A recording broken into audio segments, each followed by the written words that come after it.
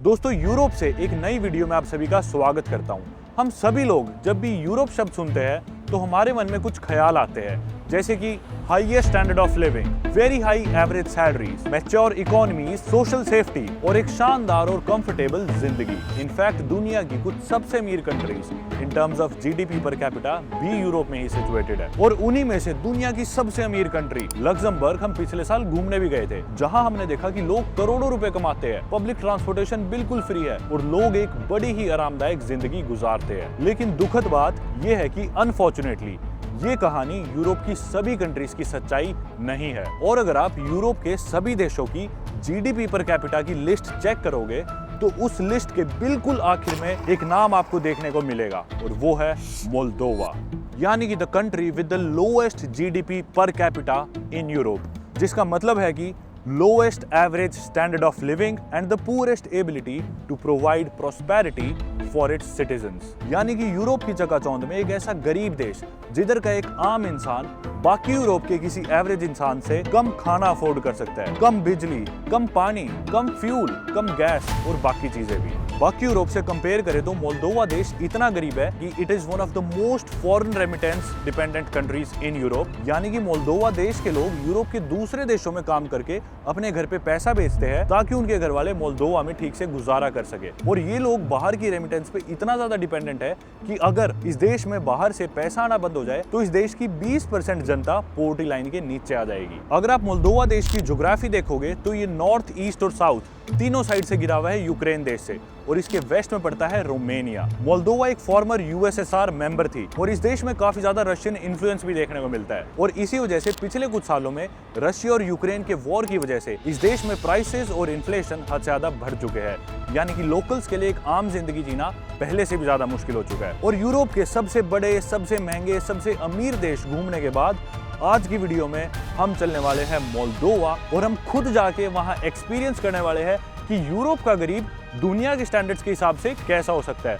हमने दुनिया की सबसे गरीब कंट्रीज देखी, अलग अलग कॉन्टिनेंट्स में देखी, अफ्रीका के काफी ऐसे अनएक्सप्लोर्ड रीजन्स या देश, टेरिटरीज एक्सप्लोर करी जिधर गरीबी से बुरा हाल है। लेकिन यूरोप में हमने देखा तो हमेशा वही चकाचौंध। लेकिन आज हम चल के देखने वाले हैं यूरोप के इस देश मोल्दोवा की कहानी। बाकी फिलहाल मैं हूँ रोमानिया देश की कैपिटल और लार्जेस्ट सिटी बुखारेस्ट में। मेरे पीछे इस एयरपोर्ट से मेरी मोल्दोवा की फ्लाइट उड़ने में सिर्फ 40 मिनट बचे हैं। तो चलते एयरपोर्ट के अंदर और बोर्ड करते हैं अपनी flight to Chisinau, the capital city of Moldova. दोस्तों, वक्त हुआ है सुबह के 6:18 और 6:55 पे मेरी फ्लाइट है बुखारेस्ट से किशिनाउ मोल्दोवा की, यानी कि अभी से 35-37 मिनट बाद में। अच्छी बात यह है कि मैं पहले बोर्डिंग पास ले गया था, चेक इन करा लिया था, बैग ड्रॉप ऑफ कर दिया था। अब अपने को सीधा सिक्योरिटी के थ्रू जाके फ्लाइट बोर्ड करनी है, अपना गेट ढूंढ के। एयरपोर्ट का हाल देखो, इवन बुखारेस्ट में भी ये हाल है एयरपोर्ट का, रिपेयर वगैरह चल रहा है, कंस्ट्रक्शन। चलते हैं बोर्डिंग गेट की तरफ। बोर्डिंग पास मेरे हाथ में है और हालांकि मेरे पास मोल्दोवा का वीज़ा नहीं है, लेकिन मेरे पास 5 साल का शेंगन वीज़ा है और शेंगन वीज़ा के बेसिस पे मोल्दोवा आप एंटर कर सकते हो। हालांकि एयरलाइन स्टाफ को ये चीज़ पता नहीं थी और काफ़ी देर उन्होंने रिसर्च करी, पर फाइनली जाके मेरे को मेरा बोर्डिंग पास दे ही दिया। सिक्योरिटी होगी अपनी टाइम से ही। गेट नंबर है अपना 36, 1 से 43 है उधर। तो चलो चलते हैं। बजट एयरलाइन है, विज़ एयर के साथ ट्रैवल कर रहा हूँ आज मैं, पर छोटी फ्लाइट होने वाली है। अरे इमिग्रेशन भी होगी यार मेरी तो अपने गेट पे। लेट हो गए, 20 मिनट में दौड़ जाएगी। इमिग्रेशन होगी और टाइम आप खुद देख लो, 6:34 हो गए। गेट पे चलते हैं। पूछ रहे थे कि भी आपने रोमानिया में क्या करा, क्यों आए हुए थे। 1 हफ्ता ही रहा था, पर फिर भी इतने सवाल जवाब, जाते वक्त भी, कंट्री छोड़ते टाइम भी। इवन जब मैं एयरलाइन के काउंटर पे भी था ना, बोर्डिंग पास ले रहा था, तो वो कह रहे थे कि ना आपका इंडियन पासपोर्ट है, इसलिए किसी वजह से मैं इशू नहीं कर पा रहा आपको बोर्डिंग पास। बड़ी मुश्किल से हुआ था, पर हो गया। चलो अब सारा काम फ्लाइट बोर्ड करते हैं। सारे जा चुके, मैं ही रह गया। चलो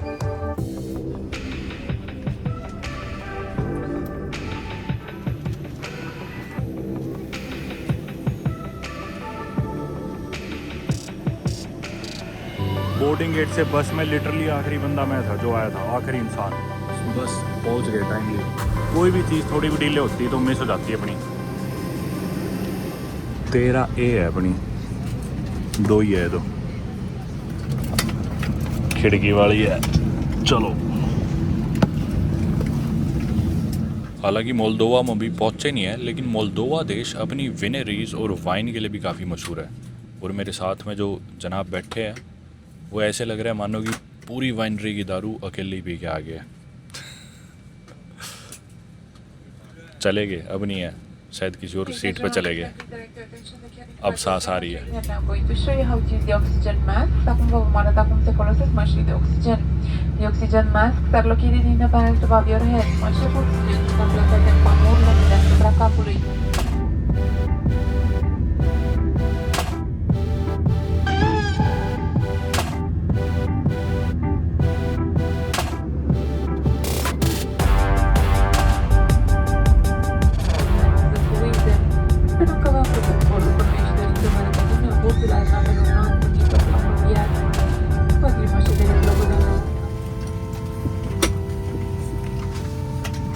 Cubic Rodori din parc în cross-check.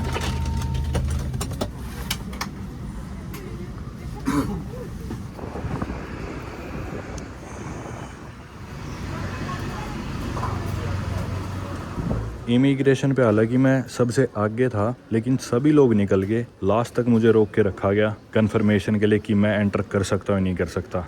एक बार बैग ले लेते हैं, बताता हूँ।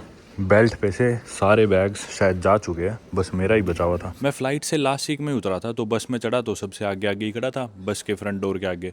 बस जैसे ही अराइवल पे आई उतरती मैं सीधा इमिग्रेशन पहुँच गया।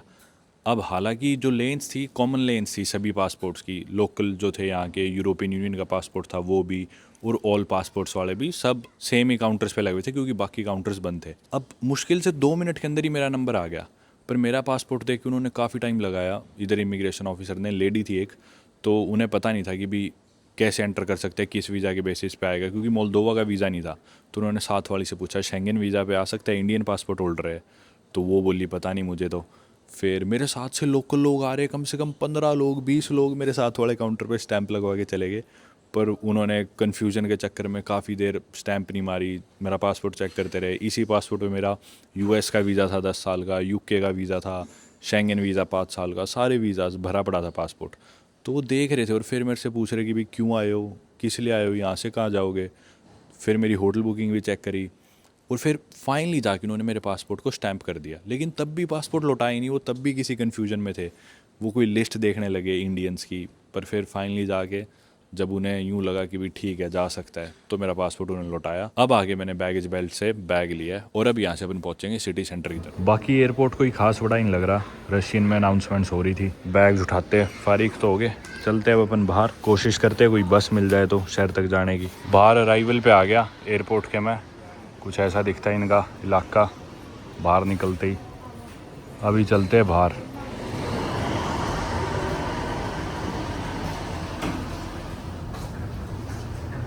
बारिश हो रही है बाहर तो भाई फंस गए, मीठी मीठी ठंड भी हो रही है। वो सामने है मेरे ख्याल से बस स्टॉप, बस खड़ी भी उधर, 30 नंबर बस है जो मेरे ख्याल से जाएगी मेन सिटी सेंटर की तरफ। Thank you. टैक्सी वाले पूछने लग रहे चलोगे क्या। बस में अगर वीज़ा कार्ड से ही सीधा हो जाएगी टिकट तो बढ़िया है, टैप करते ही। अगर अलग से लेनी पड़ेगी तो देखना पड़ेगा कहाँ से मिलेगी। मैं बस तक पहुँचा जैसे ही इतनी देर में बस चल पड़ी, अब अगली का इंतज़ार करते हैं।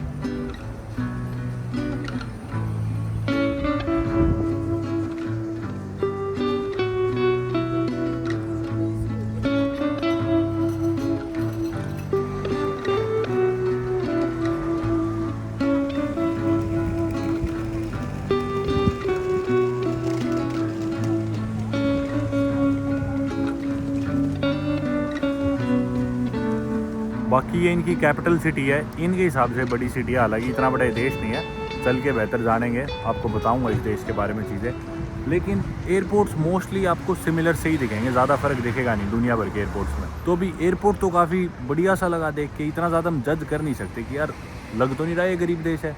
अभी तो हम सिर्फ एयरपोर्ट पे ही है, थोड़ा शहर में पहुँचेंगे तब आइडिया होएगा ढंग से। फाइनली बस आ गई दोबारा, आई होप कार्ड से पेमेंट हो जाएगी अंदर।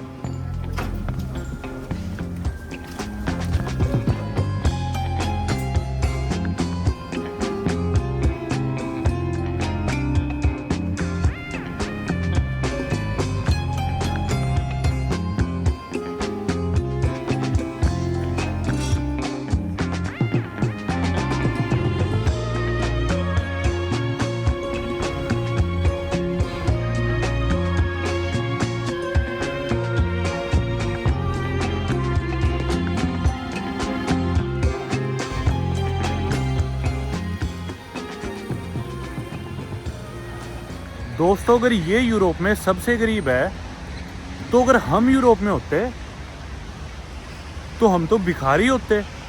ट्रॉली बस से जस्ट मैं उतर गया इनके सेंटर में। ये जो इनकी स्ट्रीट है, मेन स्ट्रीट यही है, इसको ढंग से घूमेंगे। लेकिन जो बस थी, हालांकि आप देख रहे हो ऊपर इलेक्ट्रिक केबल से कनेक्टेड है सड़क के ऊपर, जिससे एनर्जी लेती है बसेज और चलती है। अब ये ट्रैम नहीं है, ये ट्रॉली बस है। फ़र्क ये है कि जो ट्रैम होती है वो रेल पे चलती है, लेकिन ट्रॉली बसेस के नॉर्मल बसों वाले टायर होते हैं, बस बिजली ऊपर से लेती है। रोड पे जो इलेक्ट्रिक तारें होती है उनसे कनेक्टेड होती है। इधर बाकी कबूतर बैठे खूब सारे, इधर से लोग निकल के आ रहे हैं। पता नहीं नीचे ट्रेन स्टेशन है या फिर रोड क्रॉस करने के लिए, आराम से देखेंगे इसे। फ़िलहाल मेरे को बहुत ज़्यादा भूख लगने लग रही है, तो पहले कुछ खाने का तलाशते हैं। लेकिन उससे पहले थोड़ा सा आप लोगों को इस देश के बारे में बता ही देता हूँ। अगर आपने मेरी रोमानिया की वीडियो देखी है तो काफ़ी हद तक चीज़ें आपके लिए समझना आसान हो जाएगा। लेकिन फिर भी शुरुआत करें तो मोल्दोवा यानी कि the republic of Moldova is an entirely landlocked country which is bordered by Romania to the west, और इसके नॉर्थ, ईस्ट और साउथ में भी यूक्रेन पड़ता है, तीनों साइड्स। जी हाँ, देखने से यूँ लगता है कि ब्लैक सी के बहुत नज़दीक है, लेकिन यूक्रेन का एक रेन फॉरेस्ट इसको बॉर्डर करते हुए गुजरता है और इसको ब्लैक सी का एक्सेस रोक देता है। और मोल्दोवा रिलेटिवली छोटा ही देश है, इसका एरिया 33-34 हज़ार स्क्वायर किलोमीटर्स होगा। यूएसए की मैरीलैंड स्टेट जितना आप कह सकते हो, या फिर अपने इंडिया की केरला स्टेट जितना। बाकी कंट्रीज से कंपेयर करें तो ताइवान या बेल्जियम जो देश है, ऑलमोस्ट उन देशों से इसका एरिया कंपेयर किया जा सकता है। बाकी इधर की पॉपुलेशन भी काफ़ी कम है, लगभग 26 लाख के करीब लोग रहते हैं मोल्दोवा में। इनफैक्ट यूएसएसआर का पार्ट थी ये, और 1992 में यूएसएसआर के डिसोल्यूशन के बाद इसकी पॉपुलेशन डिक्रीज ही होती गई है। पहले माना जाता है इनकी 3.7 मिलियन थी 92 में शायद, और उससे पहले शायद 4 मिलियन से भी ज़्यादा मानी जाती है इनकी पॉपुलेशन, मतलब 40 लाख से ज़्यादा थी। आज के दिन रह गई सिर्फ 26 लाख इस देश में इन लोगों की पॉपुलेशन। संडे का दिन है, सुबह के 9:45 बजे है, फिर भी लोग बाग काफ़ी घूमते हुए दिख रहे हैं, और बड़ी उम्र के लोग ज़्यादा देखने में मिल रहे हैं। सेम पैटर्न एरिट्रिया में भी था। एरिट्रिया देश की भी पॉपुलेशन डिक्लाइन पे है अफ्रीका में, और बड़ी उम्र के लोग ज़्यादा देखने को मिलते थे। कम उम्र के लोग सारे देश छोड़ के जा चुके थे। इधर भी कुछ ऐसा सही है। हालांकि मोल्दोवा देश यूरोप कॉन्टिनेंट में तो पड़ता है, लेकिन ये यूरोपियन यूनियन का पार्ट नहीं है। दरअसल यूरोपियन यूनियन यूरोप के 27 देशों की एक पॉलिटिकल और इकोनॉमिक यूनियन है, जो ट्रेड, लॉज और पॉलिसीज पे कोऑपरेट करते हैं। और ये यूरोपियन यूनियन का पार्ट तो नहीं है, हालांकि काफ़ी कोशिश कर रहा है मोल्दोवा देश यूरोपियन यूनियन में एंटर होने के लिए, लेकिन काफ़ी स्ट्रिक्ट क्राइटेरियाज है जो आपको मीट करने होते हैं इस यूनियन में आने के लिए। पर ये काउंसिल ऑफ यूरोप का मेंबर ज़रूर है, जिसमें 46 मेंबर स्टेट्स है पूरे यूरोप की। और कोई भी ऐसी कंट्री नहीं है जो पहले काउंसिल ऑफ यूरोप की मेंबर नहीं थी और सीधा यूरोपियन यूनियन की मेंबर बन गई हो। तो काउंसिल ऑफ यूरोप में तो यूरोप के सारे ही देश है, लेकिन यूरोपियन यूनियन में आना इसके लिए एक बड़ा चैलेंज है। और क्यों है चैलेंज, ये बातें आप वीडियो में आगे भी जानोगे कि इस देश पे प्रेशर भी बहुत है कि यूरोपियन यूनियन में ना आए। मतलब ये आना भी चाहता है, लेकिन ये आ भी नहीं पा रहा या फिर आ भी नहीं सकता। अब थोड़ी सी टूटी फूटी सड़कें आने लगी, जैसे हम इनकी मेन रोड से थोड़ा सा लगे एयरपोर्ट से दूर गए। बाकी एयरपोर्ट से यहाँ तक का रास्ता तो क्या लाजवाब था यार।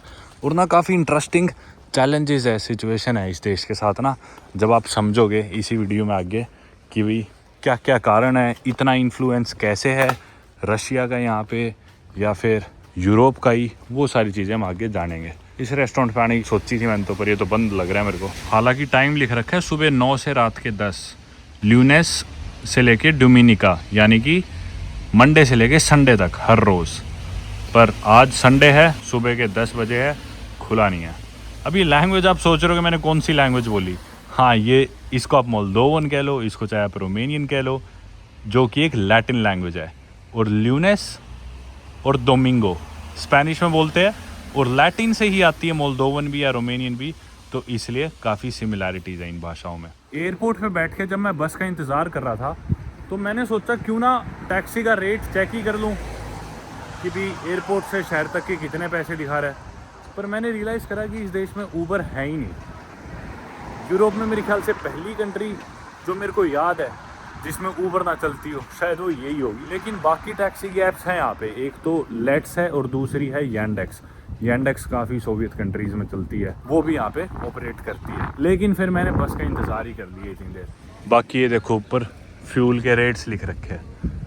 अभी आप देख लो, ये 22 का दिखा रहा है, 22। अब जो इनकी करेंसी है वो है मोल्दोवन ल्यू, और $1 में ऑलमोस्ट 17 मोल्दोवन ल्यू होते हैं और 1 ल्यू में अपने भारतीय 5.25 रुपये के करीब। तो उस हिसाब से तेल तो इतना महंगा नहीं लग रहा। बाकी क्या खिला खिला मौसम हो रखा है यार।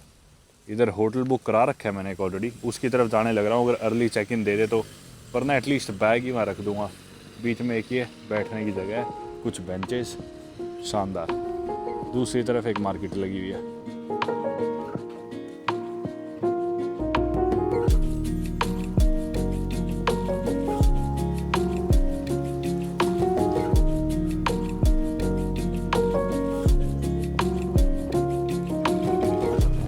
ये होटल मेरे ख्याल से, हाँ यही होगा। ये रहा भाई कमरा अपना। इसके दिए मैंने एक रात के 70 यूरो, 140 यूरो दिए अभी, कैश में पेमेंट करी। और छोटी सी इधर बालकनी भी है।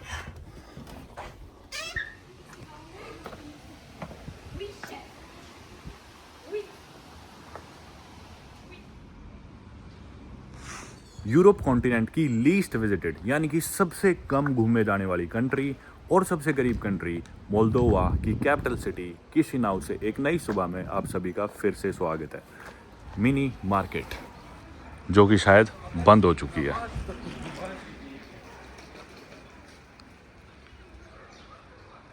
हालांकि इस देश में मैं कल सुबह काफ़ी जल्दी आ गया था, लेकिन मैंने डिसाइड करा कि कल का दिन मैं बिना कैमरे के, बिना रिकॉर्ड करे इस शहर को घूमूं, इस देश को थोड़ा बेहतर जानूं। क्योंकि काफ़ी सारी चीज़ें जब हम रिकॉर्ड कर रहे होते हैं बहुत अच्छे से एब्जॉर्ब नहीं कर पाते, खुद को लोकली इतना ज़्यादा एंगेज नहीं कर पाते।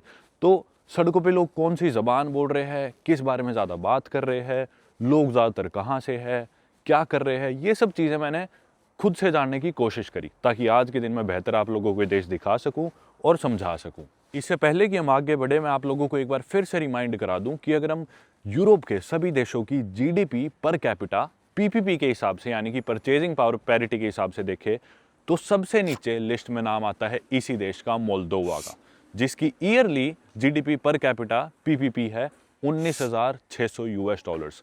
वहीं उस लिस्ट में सबसे ऊपर नाम आता है लग्जमबर्ग देश का, जिसकी जीडीपी पर कैपिटा $1.5 लाख से भी ज़्यादा है। तो आप अंदाज़ा लगा सकते हो कि भी एक देश जहां लोग करोड़ों में कमा रहे हैं, सब कुछ अफोर्ड कर सकते हैं, एक शानदार लग्जरियस कंफर्टेबल ज़िंदगी जी सकते हैं। मर्सिडीज़ बेंज के पब्लिक ट्रांसपोर्ट, जो कि मर्सिडीज़ बेंज का है, उसमें फ्री में सफ़र करते हैं क्योंकि सरकार की तरफ से ट्रांसपोर्टेशन फ्री है। वहीं उसी लिस्ट में ये देश भी है मोल्दोवा, जिधर की जीडीपी पर कैपिटा इतनी कम है कि लोगों के लिए बेसिक चीज़ें अफोर्ड करना काफ़ी मुश्किल है। और इसी वजह से मैं काफ़ी क्यूरियस था कि भी लोग आमतौर पे दिन कैसे गुजारते हैं, किस तरह के काम करते हैं। लेकिन एक चीज़ देख के मैं काफ़ी शॉक्ड हो गया कि इस देश में कल मैंने जितने भी लोग देखे, उनकी अगर मैं उम्र की बात करूं तो या तो वो 18-20 साल से कम की उम्र के थे, यानी कि या तो छोटे बच्चे थे या फिर स्कूल जाने वाले बच्चे, और बाकी बचे हुए लोग 40 या 50 साल की उम्र से ज़्यादा के थे, यानी कि जो वर्किंग एज है उस उम्र के लोग मुझे ना के बराबर देखने को मिले। जिससे ये चीज़ स्पष्ट होती है कि जो वर्किंग एज है, सामने गाड़ी देखो एक बारी, लाडा है क्या ये?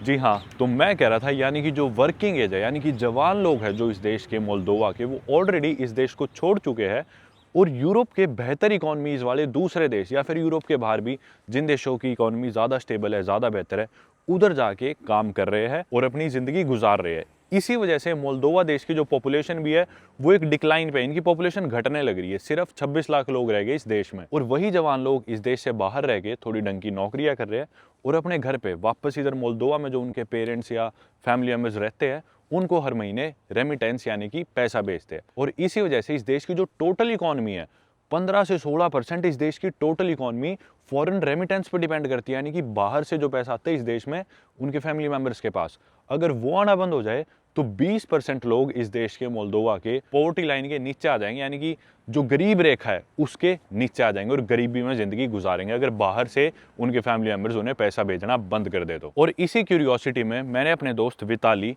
जो कि मोल्दोवा का है लेकिन उसे मोल्दोवा छोड़े 20 साल हो चुके हैं और अब फिलहाल वो न्यूयॉर्क में रहता है, और मेरा न्यूयॉर्क में वो दोस्त बना था विताली। तो मैंने विताली को मैसेज करके बोला कि मैं किशिनाउ आया हूँ, मोल्दोवा, और तू बता मैं यहाँ पे क्या देख सकता हूँ या फिर क्या दिखा सकता हूँ अपनी वीडियोस में। और मेरा ये सवाल पूछने पे मेरे दोस्त विताली का जवाब ये था कि दिखा कितनी करप्शन है उस देश में, दिखा कितनी ज्यादा डिस्पैरिटी है अमीर और गरीब के बीच में, कितनी क्रूकेड सिटी है। एक जगह आपको इतनी महंगी गाड़ी और घर देखने को मिलेंगे जो शायद न्यूयॉर्क में ना दिखे, वहीं दूसरी तरफ आपको ऐसी खटारा गाड़ियाँ जिनकी सिचुएशन आप देख सकते हो, या फिर खूब सारी लाडास देखने को मिलेगी।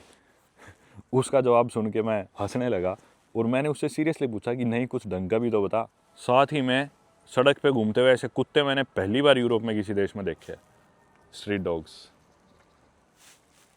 और जब मैंने इंसिस्ट करा कि भी नहीं कुछ अच्छा तो बता, तो उसने मुझे कहा कि इधर की जो अंडरग्राउंड वाइनरीज है वो देख सकता है। जी हाँ, मोल्दोवा काफ़ी मशहूर है। एक तो ये गाड़ियाँ बड़ी फैसिनेटिंग लग रही है मुझे इधर की। जी हाँ, मोल्दोवा अपनी वाइन और वाइनरीज के लिए भी काफ़ी मशहूर है। और वाइनरी का मतलब होता है जिधर वाइन प्रोड्यूस होती है। इनफैक्ट इधर ना खूब सारी अंडरग्राउंड वाइनरीज है, और क्रिकोवा नाम है शायद उस जगह का, जिधर अंडरग्राउंड एक वाइनरी है और वो 120 किलोमीटर फैली हुई है। शायद दुनिया का सबसे बड़ा वाइन लैबिरिंथ होगा वो मेरे ख्याल से। इनफैक्ट दुनिया की सबसे बड़ी वाइन कलेक्शन का वर्ल्ड रिकॉर्ड भी जिस जगह पे है वो भी मोल्दोवा में ही है, शायद मिलेश्ती करके जगह का नाम है। और उधर 2 मिलियन से ज़्यादा यानी कि 20 लाख से ज़्यादा वाइन की बॉटल्स स्टोर्ड है। मौसम आज शानदार है, ठंड है पर फिर भी थोड़ा सनी है। चल के कोई कॉफ़ी शॉप तलाशते हैं। ये मस्त लग रही है जगह, इसमें चलते हैं।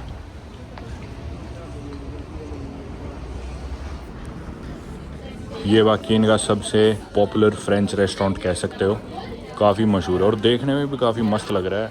ये इनका मेन्यू है, बाकी प्राइसेस आप देख सकते हो। मोल्दोवन लियो में है ये, मतलब सबसे पॉपुलर कैफ़े अगर आप इसे कहो उस हिसाब से तो इतना महंगा नहीं है ये, काफ़ी सस्ता लग रहा है मतलब मेरे को तो बाकी यूरोप के कंपैरिजन में। ये देखो 199 लियो में चीज़ है, यानी कि इसको आप 5.25 से मल्टीप्लाई करोगे तो भारतीय रुपये आ जाएंगे। ये जो बड़े मील्स भी है ये देखो 99 में ऑमलेट, यानी कि 550 रुपये में, जो कि बाकी यूरोप के हिसाब से काफ़ी सस्ता है। मतलब भारतीय 1000 रुपये में आप कोई भी चीज़ ले सकते हो इसमें से, इस मेन्यू में से। इतने प्रीमियम कैफ़े रेस्टोरेंट में 1000 रुपये से कम में 600 700 800 रुपये के अंदर, कमाल है। यानी कि 10 यूरो में या $10 से कम या 10 यूरो से कम आप कोई भी डिश अफोर्ड कर सकते हो इस शानदार कैफ़े के अंदर। मैंने मंगवा ली एक मखियाटो। एरिट्रिया देश ने मुझे मखियाटो की आदत ज़रूर डाल दी, और एरिट्रिया से काफ़ी सिमिलैरिटीज़ है मोल्दोवा में भी। तो अब हमेशा जब भी मैं कभी कॉफ़ी पीता हूँ, अगर चाय नहीं होती तो मैं मखियाटो ही ऑर्डर करता हूँ। साथ में आज मेरा थोड़ा सा मीठा खाने का मन कर गया तो मैंने एक आलमंड क्रॉसों भी मंगवा लिया। ये आ गया मेरा ऑमलेट भी, शानदार लग रहा है। कॉफ़ी मस्त थी, क्रॉसों भी बढ़िया कैफ़े यार, और माहौल भी मस्त है, सुंदर भी है। देखो लेफ़्ट साइड में और भी एरिया इनका काफ़ी बड़ा है, ऊपर भी है। लो भाई एक लास्ट मखियाटो और इसके बाद अपन यहाँ से निकलेंगे।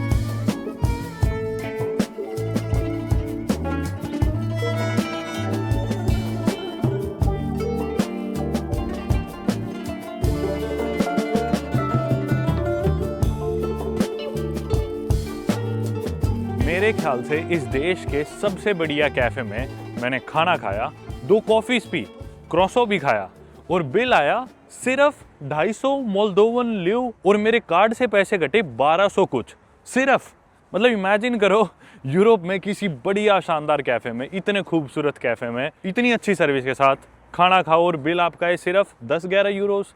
कमाल था भाई। और अब फाइनली जाके मुझे कुछ जवान लोग भी देखने को मिले, भले ही उस कैफ़े के अंदर हो या फिर कैफ़े के बाहर निकल के इस सड़क पे काफ़ी जवान लोग घूम रहे। कल संडे का दिन था तो हो सकता है कि वर्किंग एज जो भी थी वो सारी घर में आराम कर रही होगी, लेकिन टूरिस्ट कोई भी देखने को नहीं मिला। जबकि एक टूरिस्ट ट्रॉली बस भी यहाँ पे सड़क पे चल रही थी साइट सीइंग, लेकिन ना ही कैफ़े के अंदर ना ही कैफ़े के बाहर मैं जिन्हें रिकॉग्नाइज कर सकूं कि भी ये शायद टूरिस्ट है, वो मेरी नज़रों में मुझे देखने को नहीं मिला कोई भी। अब हालांकि हमें लोकल्स तो खूब देखने को मिले, तो अब मैं फाइनली इन लोकल्स के बारे में बात करना चाहूँगा, इधर के लोगों के बारे में, इनके एथनिक ग्रुप्स के बारे में, इधर के डेमोग्राफिक्स के बारे में, कि भी ये लोग मोल्दोवन लोग एक्चुअली है कौन और इस देश में किस तरह के लोग रहते हैं, कौन लोग रहते हैं।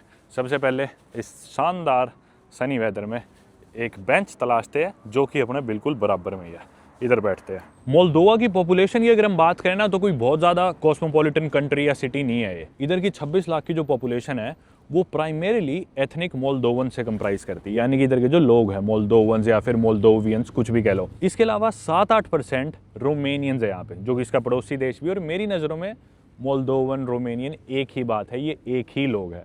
आगे समझाऊंगा कैसे। हालांकि कुछ मोल्दोवन नेशनलिस्ट आर्ग्यू कर सकते हैं कि भी नहीं हमारी अलग आइडेंटिटी है, पर ये कोई बड़ी बात नहीं है। इनफैक्ट यहाँ के लोग भी जानते हैं और मानते हैं कि भी हाँ रोमेनियंस और हम सेम ही लोग हैं। अभी बताऊंगा कैसे है। 75% के करीब यानी कि 3/4 तो मोल्दोवंस कह लो, 7-8% रोमेनियंस। अब उसके बाद यहाँ पे यूक्रेनियंस 6-7% के करीब, पर मैं मानता हूँ शायद इससे ज़्यादा होंगे अब वॉर की वजह से, क्योंकि काफ़ी यूक्रेनियंस यहाँ पे आ गए मोल्दोवा में, तो शायद इससे ज़्यादा भी हो। और सड़कों पर इंटरेस्टिंगली मैंने रशियन भाषा ही सुनी है यहाँ पे। मोल्दोवन बोलते हुए किसी को सुना ही नहीं अभी तक। सभी लोग रशियन में ही बात कर रहे हैं, कैफ़ेज़ में भी, रेस्टोरेंट्स में भी, बस स्टॉप्स पे भी, सड़क पे चलते चलते हुए भी। क्यों कर रहे हैं वो भी अभी समझाऊंगा। अब क्योंकि यूएसएसआर का पार्ट थी ये, तो ऑब्वियसली रशियन लैंग्वेज बोलते हैं यहाँ पे सारे, और यूक्रेनियंस भी आ गए तो वो भी रशियन बोलते हैं। ज़्यादातर लैंग्वेज आपको रशियन ही सुनाई देगी। यूक्रेनियंस के बाद आपको यहाँ दिखेंगे गगाउज़ लोग, जो कि एक और इंटरेस्टिंग टॉपिक है। गगाउज़ लोग एक्चुअली गगाउजिया रीजन में रहते हैं, मोल्दोवा देश का एक पार्ट है, रीजन है, हालांकि ऑटोनोमस रीजन है। और गगाउज़ लोग एक अलग एथनिक ग्रुप है, उनकी अपनी टर्किक लैंग्वेज है, साथ में वो रशियन भी बोलते हैं। तो 4-5% के करीब यहाँ पे गगाउज़ लोग हैं। गगाउजिया के बारे में भी मैं आपको बाद में बताऊंगा, ताकि आप अभी ज़्यादा कंफ्यूज ना हो। बाकी फिर बचे हुए कुछ 3-4-5% लोग जो है उसमें रशियंस भी है, बुल्गेरियंस भी है। और इस देश मोल्दोवा की लैंग्वेजेस की बात करें तो इनकी ऑफिशियल लैंग्वेज तो मोल्दोवन है या रोमेनियन, कुछ ही कह लो, सेम भाषा है बेसिकली। वो ये बस थोड़े से अलग तरीके से बोल देते हैं, थोड़ा ज़्यादा रशियन इन्फ्लुएंस है जब ये वही भाषा बोलते हैं, क्योंकि इनकी एक दूसरी भाषा रशियन भी है मोल्दोवा की। हालांकि रोमेनिया में सिर्फ बूढ़ी उम्र के लोग रशियन जानते हैं, और वो कभी भी रशियन एम्पायर के अंडर नहीं था रोमेनिया सिर्फ एक कम्युनिस्ट कंट्री थी। इसी वजह से वहां पे स्कूल्स में पहले सेकंड लैंग्वेज रशियन पढ़ाई जाती थी, लेकिन कभी भी रशिया का पार्ट नहीं थी या यूएसएसआर का पार्ट नहीं थी रोमेनिया। तो यहाँ की ऑफिशियली इनकी मेन लैंग्वेज वही है, मोल्दोवन या रोमेनियन कुछ भी कह लो। और इसके अलावा रशियन, जो कि ज्यादातर मेरे को वही सुनने को दिखी है यहाँ पे, और गगाउज़ जो कि एक टर्किक लैंग्वेज है और गगाउजिया रीजन में बोली जाती है सिर्फ। यहाँ आपको किशिनाउ या इनकी बड़ी सिटीज़ में औरों में गगाउज़ रीजन के बाहर सुनने को नहीं मिलेगी। अब आप लोग सोच रहे होंगे कि मैं मोल्दावंस को रोमेनियंस की तरह सेम क्यों कह रहा हूँ। तो अगर आप लोगों ने मेरी रोमेनिया की वीडियो देखी हो तो सिंपल शब्दों में समझा रहा हूँ, अभी टेक्निकल डिटेल्स में भी जा सकते हैं, पूरी हिस्ट्री में भी जा सकते हैं, वो भी बता दूंगा। पर सिंपली अगर आपको याद हो, मैंने आपको बताया था कि जो रोमेनिया देश था वो काफ़ी सालों तक सिर्फ 3 रीजन्स में डिवाइडेड था, जिसमें से एक रीजन था ट्रांसिल्वेनिया, जो कि हंगरी का पार्ट था। और ट्रांसिल्वेनिया रीजन में अपन गए भी थे। बाकी जो 2 रीजन्स थे वो थे वलाकिया और मोल्दाविया, जिसपे ऑटोमन इन्फ्लुएंस था। और ये जो मॉडर्न डे मोल्दोवा कंट्री है ना, ये उसी मोल्दाविया रीजन का पार्ट थी, जिसमें रोमेनिया का eastern part, modern day Moldova country और शायद यूक्रेन के भी कुछ पार्ट्स थे, और उसी मोल्दाविया रीजन से अलग होके मोल्दोवा देश बना था। तो यानी कि जो ईस्ट रोमेनियंस थे या फिर मोल्दोवंस थे, ये सेम ही लोग थे। मोल्दोवा देश एक्चुअली में रोमेनिया का ही पार्ट था एक समय पे। और रोमेनियन भाषा है मोल्दोवन लैंग्वेज, कोई स्लाविक भाषा नहीं है, ये एक्चुअली में लैटिन लैंग्वेज है। यानी कि जो इनकी रूट्स है वो इटालियन से ज्यादा कनेक्टेड है, या फ्रेंच से या स्पेनिश से, ना कि रशियन से या फिर किसी स्लाविक भाषा से। और क्योंकि मैं ज्यादातर स्पेनिश समझता हूँ, इसलिए ही मैं जहां भी मोल्दोवन में कुछ लिखा होता है या रोमेनियन में, एक ही बात है, कुछ लिखा होता है तो मैं समझ लेता हूँ कि भी हाँ ये मंडे से संडे खुला है, ये रेस्टोरेंट मेन्यू में ये चीज़ है, क्योंकि मैं रशियन नहीं पढ़ सकता और ना रशियन समझ सकता। और मोल्दोवा देश की सबसे बड़ी स्ट्रेंथ इनके मोल्दोवन लोग या फिर इनकी रोमेनियन आइडेंटिटी के साथ साथ इनका रशियन इन्फ्लुएंस या फिर यूएसएसआर का पार्ट होना ही इस देश के लिए आज के दिन सबसे बड़ी समस्या बन चुका है। क्योंकि उस रशियन इन्फ्लुएंस के कारण ही ये लोग आज यूरोपियन यूनियन में एंटर नहीं कर पा रहे हैं, और इनको बहुत सारे चैलेंजेस फेस करने पड़ रहे हैं, जो हम वीडियो में आगे जानेंगे कि भी इस देश में आपस में टेरिटोरियल डिस्प्यूट्स क्यों चल रहे हैं। गगाउज़ लोग बोल रहे हैं हमारा अलग देश है, ट्रांसनिस्ट्रिया रीजन अलग है, वो बोल रहे हैं हमारा अलग देश है, और ये डिस्प्यूट्स ये देश सॉल्व नहीं कर पा रहा है। अब इससे पहले कि इस देश की करंट सिचुएशन या इनके कन्फ्लिक्ट्स को अपन डिस्कस करें आगे जाके वीडियो में, एक बार इनकी फॉर्मल हिस्ट्री को भी थोड़ा सा समझ लेते हैं। अगर हम एंशिएंट मोल्दोवा की बात करें तो जो इसकी एंशिएंट रूट्स है, बेसिकली इस रीजन में दाशियन लोग रहते थे, जो कि रोमेनिया में भी रहते थे। तो बेसिकली वही दाशियन लोग इस सारे रीजन में रहा करते थे। उसके बाद लेकिन यहाँ पे रोमन एम्पायर आया, फिर यहाँ पे बिजेंटीन एम्पायर भी आया, फिर लेकिन 14th सेंचुरी में प्रिंसिपैलिटी ऑफ मोल्दोविया फॉर्म हो गई थी। अब ये देश खुशी खुशी मोल्दोविया प्रिंसिपैलिटी का पार्ट था, रोमानिया का पार्ट था। लेकिन ये रीजन 16 से 19 सेंचुरी तक ऑटोमन एम्पायर के कब्जे में थी। फिर 1812 में ऑटोमन एम्पायर रशियन एम्पायर से हार गया और ये जो टेरिटरी थी बाद में इसे बेसारेबिया बोला जाता था जब ये ऑटोमन के अंडर थी। तो ये बेसारेबिया ऑटोमन एम्पायर के हार जाने के बाद रशिया को दे दी गई थी और ये पार्ट रशिया के अंडर आ गया, बेसारेबिया। अब फाइनली लेकिन 1918 में हुआ रशियन रेवोल्यूशन और वर्ल्ड वॉर 1 के बाद बेसारेबिया इस रीजन के लोगों ने इंडिपेंडेंस डिक्लेयर कर दी और वोट करा कि भी हमें वापस किंगडम ऑफ रोमानिया के साथ मिला दिया जाए। जी हाँ, हम लोग इंडिपेंडेंस का मतलब समझते कि भी अलग कर दिया जाए, हमारा अलग देश बना दिया जाए, लेकिन इन लोगों के लिए इंडिपेंडेंस था वापस रोमानिया का पार्ट बनना, क्योंकि ये वही लोग है। लेकिन अभी भी कहानी खत्म नहीं होती है। 1940 में होता है सीक्रेट मोलोटोव-रिबेंट्रोप पैक्ट, जिसमें यूएसएसआर यानी कि United Soviet socialist Republic force करती है रोमानिया को बेसारेबिया देने के लिए और ये रीजन अब आ जाता है यूएसएसआर के कंट्रोल में और ये टेरिटरी बन जाती है एक सोवियत सोशलिस्ट रिपब्लिक। लेकिन सिर्फ यही टेरिटरी उसका पार्ट नहीं होती। इंटरेस्टिंगली, जो आज के दिन इस देश के लिए काफी बड़ी प्रॉब्लम भी बन चुकी है, इस देश में बहने वाली नीस्तर नदी के साथ में पड़ने वाला एक स्ट्रिप ऑफ लैंड जिसका नाम है ट्रांसनिस्त्रिया को मोल्दोवा के साथ मिला के बनाया जाता है मोल्दोवियन सोशलिस्ट रिपब्लिक। यानी कि मोल्दोवा एक सोवियत कंट्री बन जाती है। यहाँ पूरी तरह से कम्युनिज्म को फॉलो किया जाता है और हद से ज्यादा रशियन इन्फ्लुएंस इस देश में आ जाता है। लोग रशियन बोलने लगते हैं, हर जगह रशियन सिखाई जाती है, लिखी जाती है और मोल्दोवा अब अपनी रोमानियन आइडेंटिटी की बजाय रशियन और सोवियत इन्फ्लुएंस की वजह से अब अपनी सोवियत आइडेंटिटी के नजदीक बढ़ता है। लेकिन अब 1991 में यूएसएसआर डिसॉल्व हो जाता है, यानी कि खत्म हो जाती है यूएसएसआर और मोल्दावियन एसएसआर इंडिपेंडेंस डिक्लेयर कर देता है और बन जाता है रिपब्लिक ऑफ मोल्दोवा। लेकिन यूएसएसआर के डिसोल्यूशन के बाद जब रिपब्लिक ऑफ मोल्दोवा फॉर्म होती है, उसमें एक लार्जली रशियन और यूक्रेनियन स्पीकिंग पॉपुलेशन भी होती है, जो कि मैंने बताया नीस्तर नदी के साथ में पड़ने वाले एक स्ट्रिप ऑफ लैंड ट्रांसनिस्त्रिया में रहते हैं। अब ट्रांसनिस्त्रिया को ये डर लगता है कि मोल्दोवंस के लिए आजाद होने का मतलब तो यह है कि रोमानिया के साथ वापस मिलना, और ये लोग वापस रोमानिया के साथ मिल जाएंगे तो हमारी आइडेंटिटी तो खत्म हो जाएगी, क्योंकि हम ट्रांसनिस्त्रिया के लोग ना तो रोमानियन है और ना ही रोमानियन भाषा जानते हैं या बोलते हैं। और इसी डर के साथ 1992 में ट्रांसनिस्त्रिया अपने आप को एक इंडिपेंडेंट कंट्री घोषित कर देता है और मोल्दोवा से इंडिपेंडेंस डिक्लेयर कर देता है। और आज के दिन ट्रांसनिस्त्रिया में अपनी मिलिट्री है, अपनी करेंसी है, अपने रूल्स है, अपना कॉन्स्टिट्यूशन है, अपनी गवर्नमेंट है, अपनी बॉर्डर है, इनफैक्ट अपना खुद का फ्लैग भी है।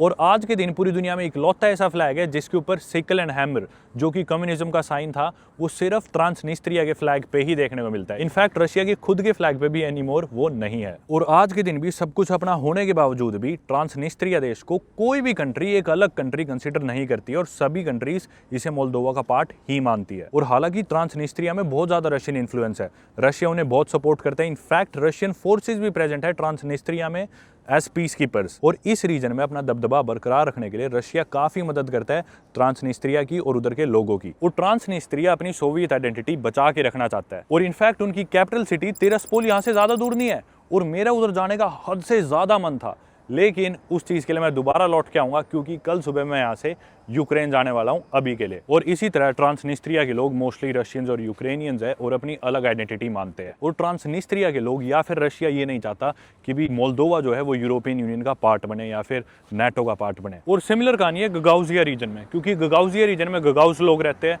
जो कि एक टर्किक एथनिक ग्रुप है और वो लोग भी अपने आप को मोल्दोवा या रोमानिया से रिलेट नहीं कर सकते क्योंकि उनकी अपनी अलग आइडेंटिटी है। और गगाउजिया भी एक ऑटोनोमस रीजन है, इसीलिए मोल्दोवा देश के इन दो ऑटोनोमस रीजन्स ट्रांसनिस्त्रिया और गगाउजिया की वजह से यह देश काफी स्ट्रगल कर रहा है काफी मायनों में और यूरोपियन यूनियन का पार्ट नहीं बन पा रहा है। क्योंकि सबसे पहले तो ना ही ट्रांसनिस्त्रिया और ना ही गगाउजिया रीजन के लोग ये चाहते कि मोल्दोवा देश की रोमानियनाइजेशन हो, यानी कि ये वापस रोमानिया से ना मिल जाए, क्योंकि ना ही गगाउजिया ना ही ट्रांसनिस्त्रिया के लोग रोमानियंस है और ना ये भाषा बोलते हैं, ना ही रोमानियन आइडेंटिटी से वो लोग रेजोनेट करते हैं। क्योंकि ट्रांसनिस्त्रिया की बॉर्डर लगती है यूक्रेन से और वहां पे है रशियन एंड यूक्रेनियंस, और गगाउजिया में है गगाउज लोग जो कि टर्किक एथनिक ग्रुप है। और दूसरा डर इनको ये है कि अगर ये रोमानिया से भी नहीं मिलते, अगर ये यूरोपियन यूनियन में आ जाते हैं तो रशिया का इन्फ्लुएंस खत्म हो जाएगा और हमारी सोवियत या यूएसएसआर की आइडेंटिटी लूज हो जाएगी और हमारे रीजन्स ज्यादा यूरोपियन पावर्स के द्वारा रूल करे जाएंगे। जो भी लॉज बनेंगे या जो भी डेवलपमेंट होगी वो यूरोप के हिसाब से होगी, रशियंस के हिसाब से नहीं।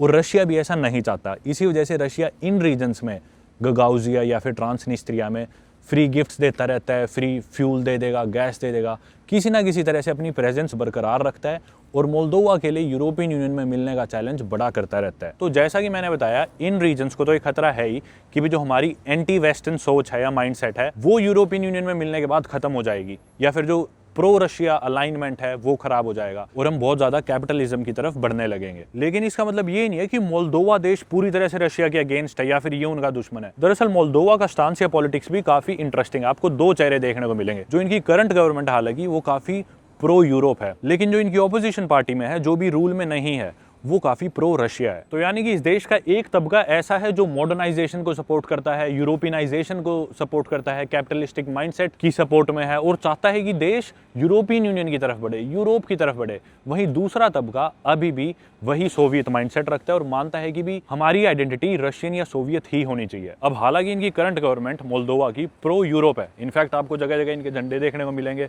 जैसे कि मेरे पीछे भी आप देख रहे हो इनकी मिनिस्ट्री ऑफ फाइनेंस है, इधर भी यूरोपियन यूनियन का झंडा आपको देखने को मिलेगा, लेकिन ये एक्चुअली में काउंसिल ऑफ यूरोप का है। और वापस वही क्वेश्चन आता है दिमाग में कि भी ये प्रो यूरोप है करंट गवर्नमेंट, तो क्यों नहीं बन पा रही यूरोपियन यूनियन का पार्ट। लेकिन घूम फिर के बात वहीं आ जाती है, यूरोपियन यूनियन के कुछ अपने क्राइटेरियाज है, कुछ अपने नॉर्म्स है जो आपको मीट करने होने चाहिए अगर आप यूरोपियन यूनियन का पार्ट बनना चाहते हो। तो हालांकि अगर ये यूरोपियन यूनियन का पार्ट बनते तो इनको काफी फायदा है। 27 देश है यूनियन में, आपस में कोऑपरेट कर सकते हैं, ट्रेड को लेके, लॉज को लेके, तरह तरह की चीजों पे। लेकिन मोल्दोवा अपने खुद के टेरिटोरियल कन्फ्लिक्ट से ही नहीं डील कर पाया, जैसे कि ट्रांसनिस्ट्रिया रीजन। तो सबसे पहले तो इसे ये कन्फ्लिक्ट रिजॉल्व करना पड़ेगा यूरोपियन यूनियन में एंटर होने के लिए, एलिजिबल होने के लिए, क्योंकि जैसा मैंने बताया इसके कुछ रीजन्स में बहुत ज्यादा रशियन इंटरफेरेंस है और मिलिट्री प्रेजेंस भी है, जो कल को चल के यूरोपियन यूनियन के लिए खतरा हो सकता है। और सिर्फ यही चैलेंजेस नहीं, इसके अलावा कुछ गवर्नेंस और लॉ रिफॉर्म्स भी मोल्दोवा देश को करने पड़ेंगे, जैसे कि यहाँ के जुडिशियल रिफॉर्म्स या फिर फाइटिंग करप्शन। इस देश में जो करप्शन है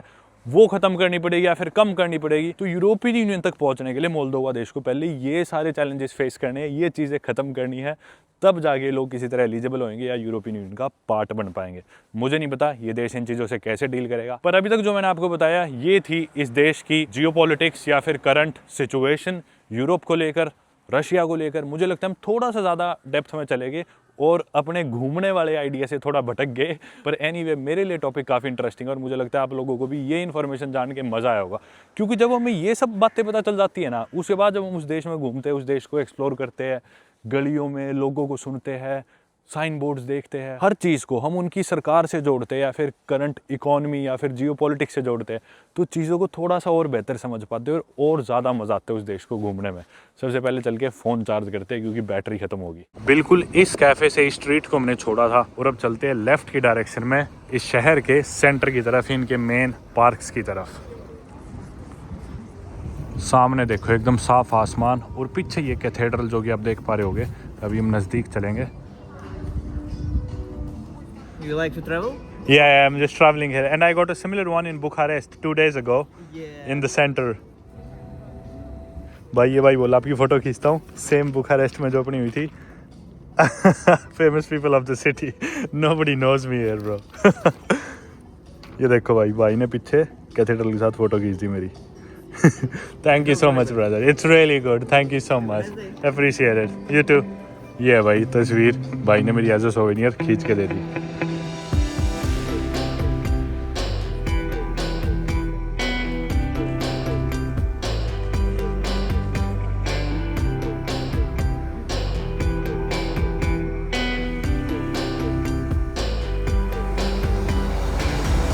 भाई ये देखो ऊपर किसी का ड्रोन भी आ रखा है मेरे।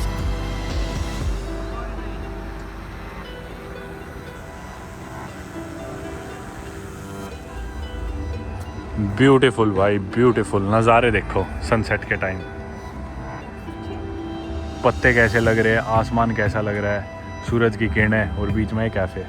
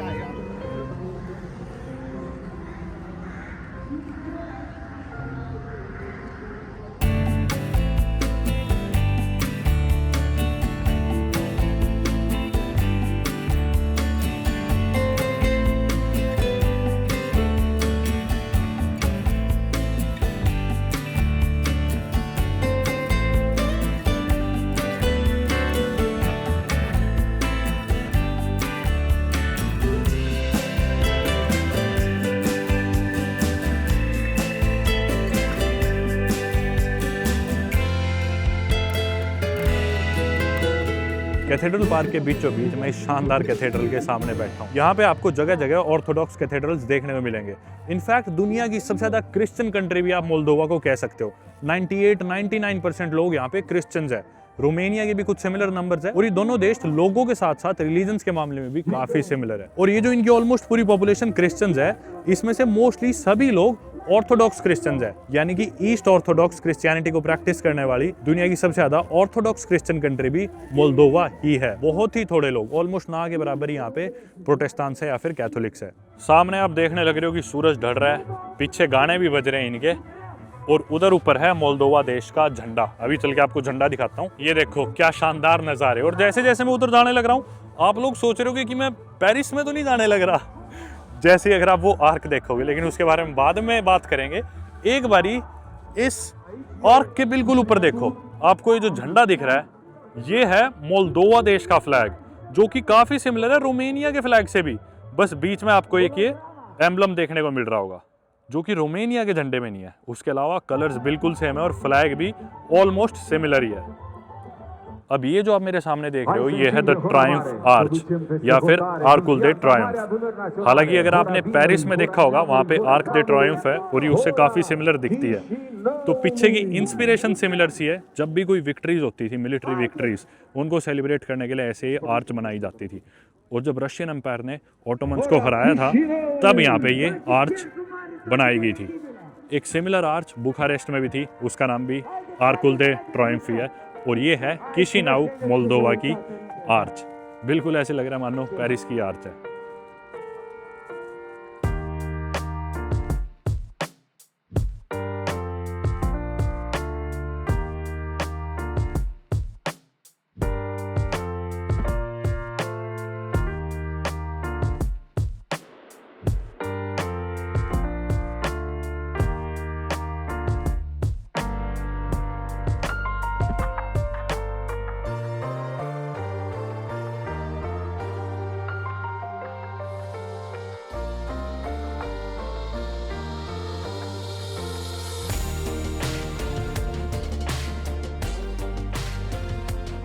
बाकी दोस्तों एक और चीज़, मेरे बेस्ट फ्रेंड से बात हो रही थी और हम दोनों ने काफ़ी कंट्री साथ ट्रैवल करी है, लगभग 25 देश हम साथ घूमे हुए हैं।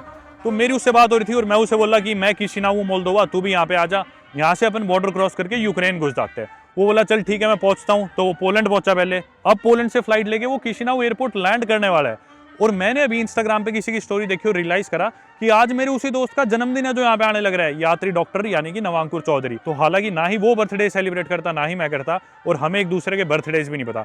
पर मैंने सोचा चलो कल यूक्रेन घुसेंगे, पता नहीं क्या होगा क्या नहीं बाद में, आज उसका एक बार बर्थडे मना ही देते हैं। और लास्ट टाइम जब उसने 100वीं कंट्री ट्रैवल करी थी अपनी पैसिफिक में, वनुआतू, तब भी हम साथ ही ट्रैवल कर रहे थे। और फिजी देश में मैंने उसका केक कटवाया था इसी बात पे कि भी उसने 100 देश कर लिए। आज के दिन वो 150 देश घूम चुका है, 150 से ज़्यादा। मैं 125 के करीब देश घूम चुका हूँ।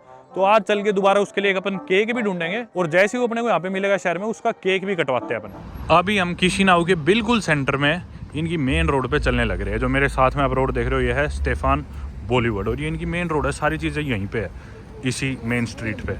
उधर है इनका सबसे पुराना पार्क जिधर हम शायद अभी पहले जाए। और इसी रोड पे आपको दोनों तरफ इनकी काफ़ी हिस्ट्री देखने को मिलेगी, काफ़ी कैफ़ेज़, रेस्टोरेंट्स, कॉफ़ी शॉप्स, तरह तरह की दुकानें और टूरिस्ट अट्रैक्शंस। तरह तरह के लोग घूमते हुए दिखेंगे, मौसम का मज़ा लेते हुए। और यही बस इनकी मेन रोड है। अगर आप इस रोड पे घूम लोगे तो आप इनकी सारी हाईलाइट्स देख लोगे, यूँ समझ लो। अभी हमारी लाइट ग्रीन है लेकिन लाल हो जाएगी जब तक अपन पहुँचेंगे। रुक ही जाते हैं।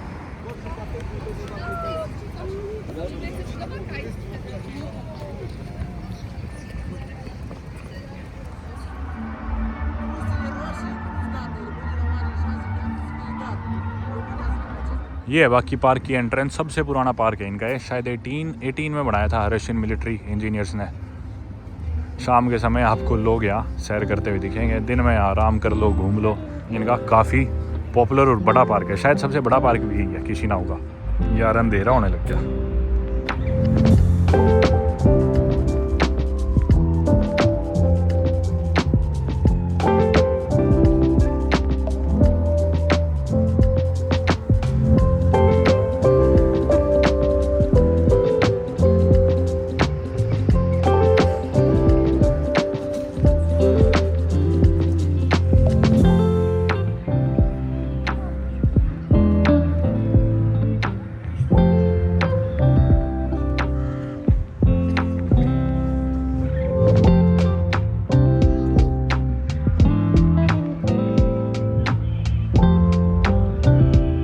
रास्ते में ऐसी ऐसी कॉफ़ी शॉप्स भी है क्यूट सी, पार्क के अंदर ही काफ़ी सारी। ये इकलौती नहीं है, एक दो और भी देखी थी मैंने। थोड़ी थोड़ी अलमैटी सिटी की याद दिला रहा है ये पार्क। अलमैटी कज़ाकिस्तान में भी ऐसी हरियाली काफ़ी है, पार्क है, फॉर्मर सोवियत कंट्री है, और ऐसे ही खाली खाली एरियाज़ देखने को मिलेंगे। यहाँ पे किसी शो की रिहर्सल चल रही है शायद। और सामने आसमान देखो कितना खूबसूरत यार, और मेरे लेफ़्ट साइड में इनकी आर्च।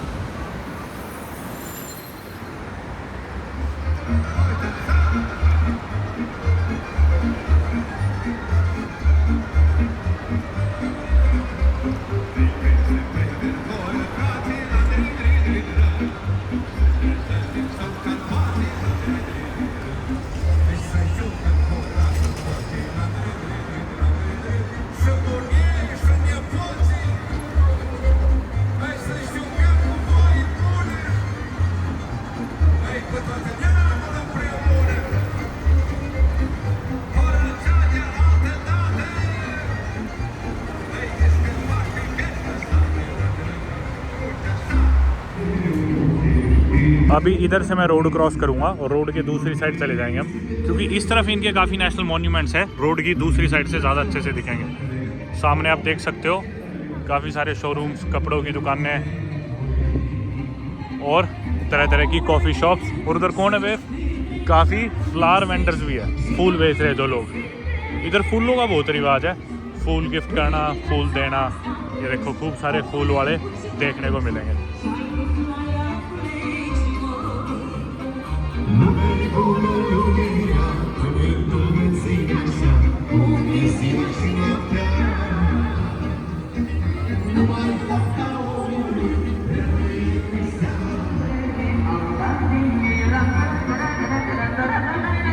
ये देखो लेफ्ट में लोग वॉक कर रहे हैं, तरह तरह के लोग गुजरते हुए दिखेंगे, और राइट साइड में आप देख सकते हो कितना खूबसूरत आर्किटेक्चर है।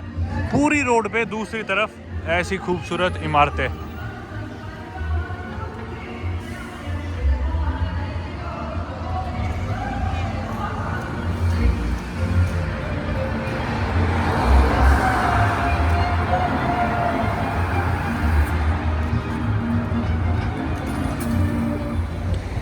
ये है इनका किशिनाउ म्यूनिसिपैलिटी हॉल। और जैसा मैंने कहा था, इसी रोड पे जो स्टेफान स्ट्रीट या स्टेफान बोलेवार्ड, इसी रोड पे सारी चीज़ें देखने को मिल जाएगी। इसके साथ में ही एक और स्ट्रक्चर।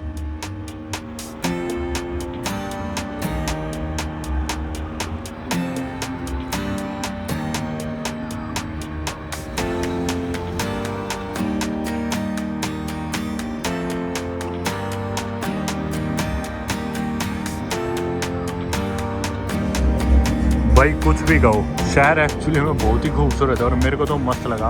हालांकि ठीक है, बहुत सारी चीज़ें इस देश में कमियां हैं, पर कोई भी टूरिस्ट देखने को नहीं मिल रहा। काफ़ी सस्ता है, बहुत ही ज़्यादा, रेस्ट ऑफ यूरोप से तो खासकर। बहुत ही खूबसूरत आर्किटेक्चर है, बहुत ही खूबसूरत सड़कें, एटलीस्ट ये जो मेन बॉलीवुड है तो ज़बरदस्त है। लोग बहुत खूबसूरत है, तरह तरह के स्टोर्स है। बाकी इसी सड़क पर जैसे मैंने पहले ही बताया था, लोग शाम को सारे निकले हुए हैं घूमने के लिए। और सामने इधर कोने पे एक रेस्टोरेंट है, इनके नेशनल थिएटर के बिल्कुल अक्रॉस। मैं इस रेस्टोरेंट पे आ गया और कल भी मैं इसी पे आया था डिनर करने। इस पे पेस्ट्रीज वगैरह थी, मुझे याद था, तो उसके लिए कोई पेस्ट्री मंगा देते हैं। बाकी ये भी देखोगे तो सस्ता ही है। कल मैंने ये मंगाया था 125 का, यानी कि अपने 700-800 रुपये भारतीय मान लो, उतने भी पूरे ना हो शायद। मतलब महंगा नहीं है बिल्कुल भी मोल्दोवा। यूरोप से कंपेयर करोगे बाकी से तो सारी चीज़ें बहुत अफोर्डेबल है, रेस्टोरेंट्स में भी। किसी तरह मैंने इन्हें एक्सप्लेन तो कर दिया कि पहले पेस्ट्री ले आना जब मेरा दोस्त आए, उसके बाद खाना ले आना, 2 प्लेट हमारा सेम ही। उम्मीद करता हूँ ले आइए, समझ गए हो। वो आ गया भाई, वो आ गया, वो आ गया, वो आ गया। ये आ गया भाई। हाँ उस्ताद, मेरा ब्लर खराब हो गया, मैंने कैमरा बार बार बंद करा, वहाँ जल्दी से वीडियो खराब हो जाएगी। कैसा रहा सफर तेरा?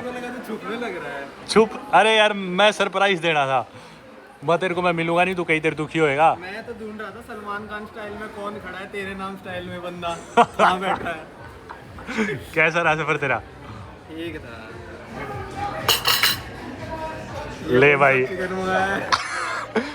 तेरा बर्थडे केक है भाई, हैप्पी बर्थडे। तेरा बर्थडे था, तूने बताया भी नहीं मेरे को। जो याद रखते हैं बस उन्हीं का होता है वही स्पेशल। इसको मैंने बोला था कि जैसे ही मेरा दोस्त आए ना केक लेके पहुंच जाइयो, बोला हाँ हाँ हाँ हाँ हाँ, दवाई दवाई दवाई, रशियन में बोला ओके ओके। मैं बोला समझ गया ना, रिपीट कर रहा हूँ, जब मेरा दोस्त आएगा ये केक लेके आ जियो। बोला दवाई दवाई, हाँ हाँ पक्का पक्का। इतनी बार आ गया, मेरे से नजरें ही मिला ली, मैं इसको इशारा कर रहा हूँ, हाँ बन्ना मार के मैं टॉयलेट जा गया, मैं इसको इशारे कर रहा हूँ, आंखों से ध्यान ही नहीं दे रहा भाई। अब जाके मैंने इसको अलग से बोला अरे ला दे यार केक, तो बोला रुको इसको समझाओ। लड़की को जाके मैंने समझाया कि इसे कहते केक ला दे, खा भाई। कितने साल का हो गया? 1 साल और अंकल हो जाएगा।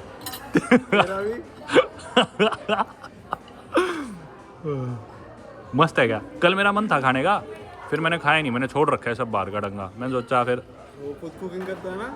हाँ खुद बनाता हूँ। मैंने सोचा आज तेरा जन्मदिन है, फिर आज खा लेते हैं। अभी चल के खिलाऊंगा।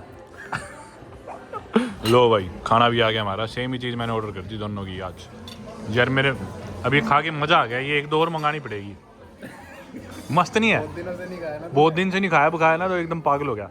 दोस्तों रेस्टोरेंट पे खाना हमने खा लिया और अब हम वापस हमारे होटल की तरफ जाने लग रहे हैं। नवांकुर जो है वो ट्रांसनिस्त्रिया यानी कि तिरास्पोल गया हुआ है पहले, और मोल्दोवा भी ये दूसरी बार आया है। तो नवांकुर से मैं जानना चाहूँगा भाई इधर से उसको कैसे अलग लगा। मेरा काफ़ी मन था तिरास्पोल जाने का, इस बार ही नहीं जा पाएंगे क्योंकि कल सुबह सुबह हम यहाँ से यूक्रेन के लिए निकलेंगे, ओडेसा के लिए निकलेंगे। बाकी नवांकुर तेरे को किसिनाउ और तिरास्पोल में या फिर मोल्दोवा और ट्रांसनिस्त्रिया में क्या फ़र्क लगे, सबसे बड़े मतलब डिफरेंसेस, या क्या एक्सपीरियंस था तेरा वहाँ? एक तो डेवलपमेंट वहाँ पे थोड़ी सी कम है, मतलब इतना कुछ फ़र्क नहीं है। उसको कहते हैं कि भाई अगर आपको सोवियत यूनियन का असली चेहरा देखना है आज की तारीख में तो आप ट्रांसनिस्ट्रिया जाओ।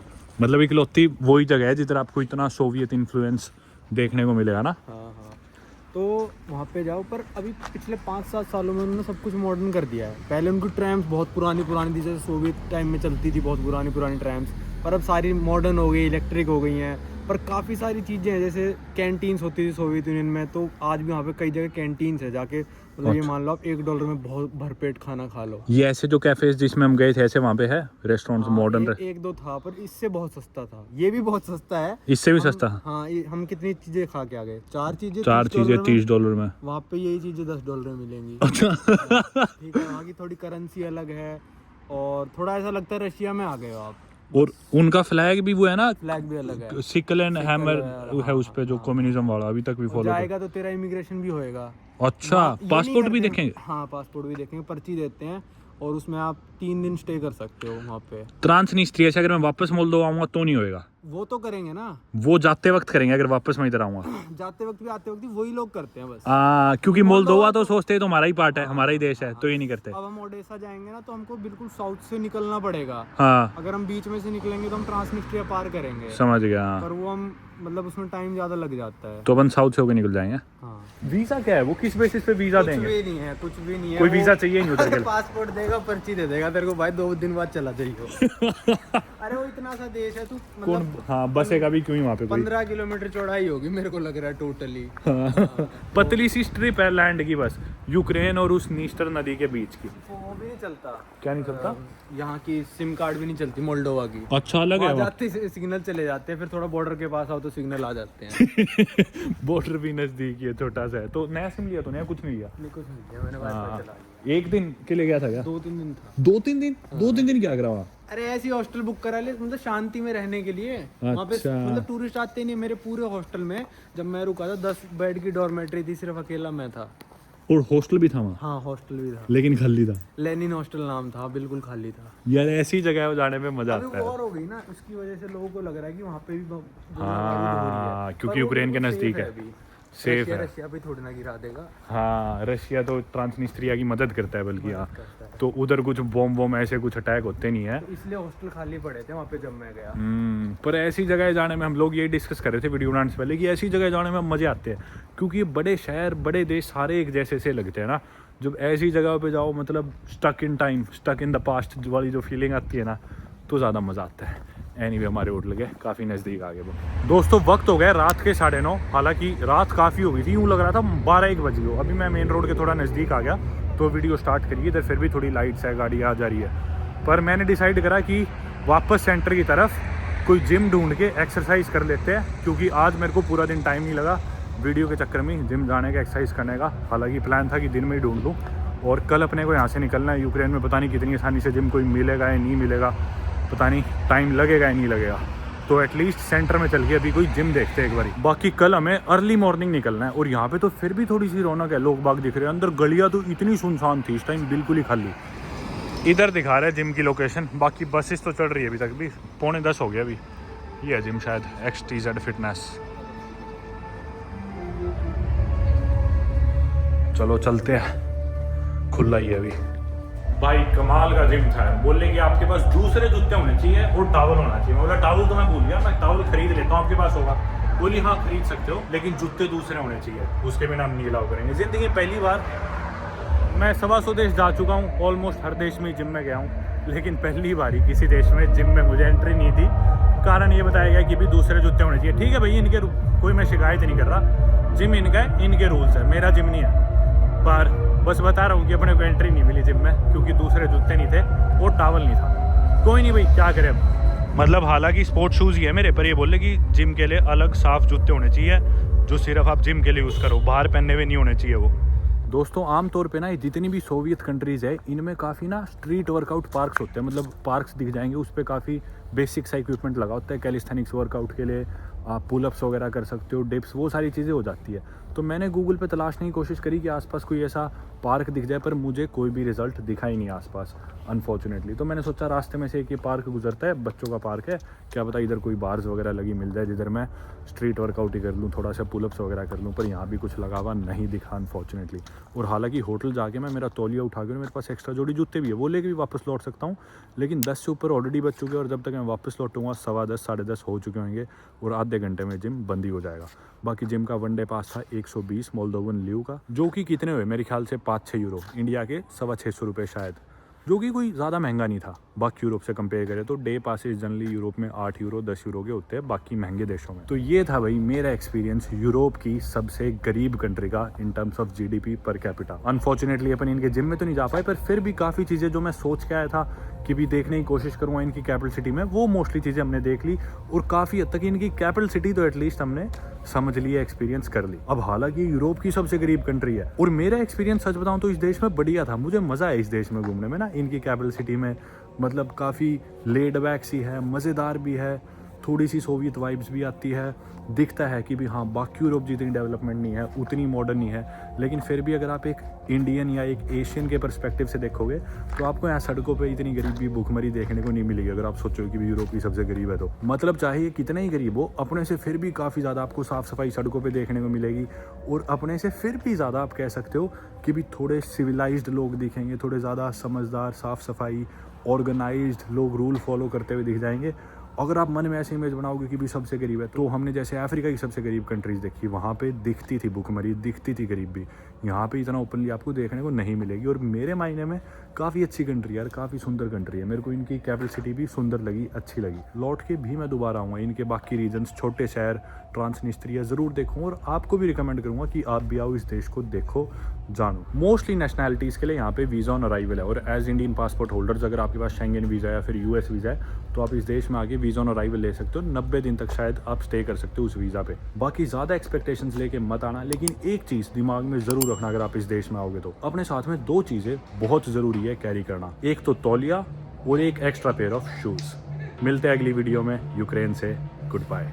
दोस्तों इस बॉर्डर के उस पार सिचुएशन इतनी वॉलेटाइल है कि कुछ नहीं पता कब क्या हो जाए और इस वल्नरेबल सिचुएशन में हम खुद को विलिंगली डालने लगे बॉर्डर के उस पार जाके यूक्रेन देश में घुस के। बॉर्डर पुलिस ने यहाँ पे रोक रखा है कई घंटों से, पिछले 3.5-4 घंटों से हमारी इंटेरोगेशन चल रही है और ये हमें कभी बैग की तलाशी, कभी रिश्वत ले रहे हैं, कभी पैसे मांग रहे हैं, पता नहीं क्या होगा।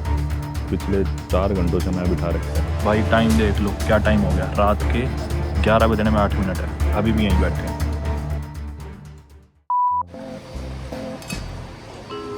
क्राइटेरिया है जो मोल्दोवा से कार अड़गी, ओहो बस आगे अड़गी। नेशनल थिएटर के बराबर में उधर एक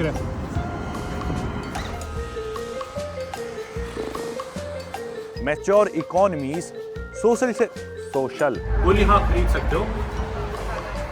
दोस्तों अगर ये यूरोप में सबसे गरीब है तो अगर हम यूरोप में होते तो हम तो भिखारी होते।